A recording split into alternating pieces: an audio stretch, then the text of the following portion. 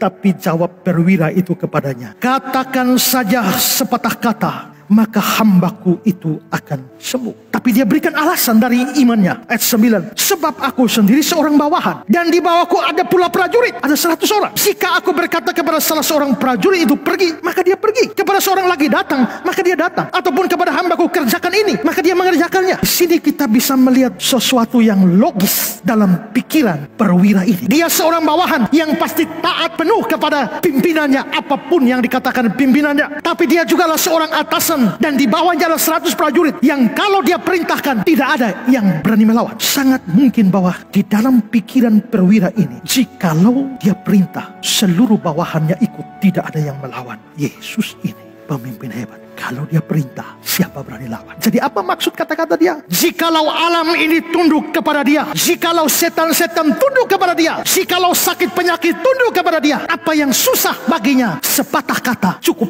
menyelesaikan segala perkara. Karena itu, Yesus tidak perlu menajiskan diri dengan datang ke rumahku. Cukup sepatah kata, hambaku itu pasti akan sembuh. Pertama-tama, dia percaya bahwa Yesus sanggup menyembuhkan penyakit tersebut. Kedua, dia percaya Yesus sanggup menyembuhkannya dari jarak jauh, tidak usah datang. Dan yang ketiga, dia percaya Yesus sanggup menyembuhkan hanya dengan sepatah kata.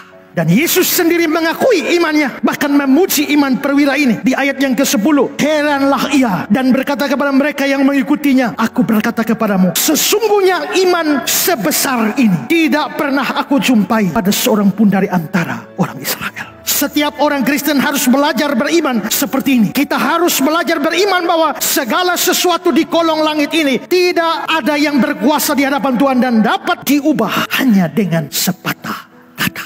Sebagaimana orang kusta menjadi tahir hanya dengan sepatah kata, jadilah engkau tahir. Tahir. Orang lumpuh berjalan hanya dengan sepatah kata, bangunlah. Lalu dia bangun. Orang mati bangkit dengan sepatah kata, bangkitlah. Maka bangkitlah Lazarus yang sudah mati 4 hari dalam kuburan, keluar hanya dengan sepatah kata, marilah keluar. Angin dan badai pun teduh hanya dengan sepatah kata, diam, tenanglah. Iblis diusir hanya dengan sepatah kata, enyahlah. Maka dengan sepatah kata pun dia dapat melepaskan engkau, dia dapat menolong engkau, dia dapat membebaskan engkau, dia dapat mengangkat engkau, dia dapat meninggikan engkau, dia bisa memberkati engkau, bisa mencukupkan engkau, bisa memulihkan engkau, kalau dia mau.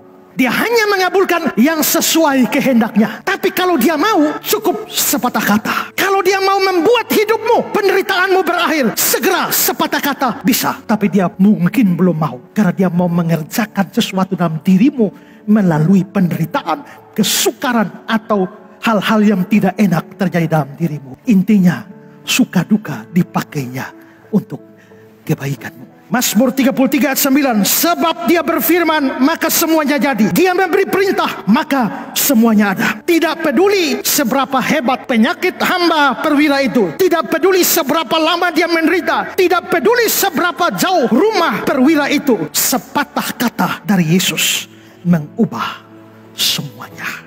Itulah iman perwira ini. Dan semoga itu juga menjadi iman kita.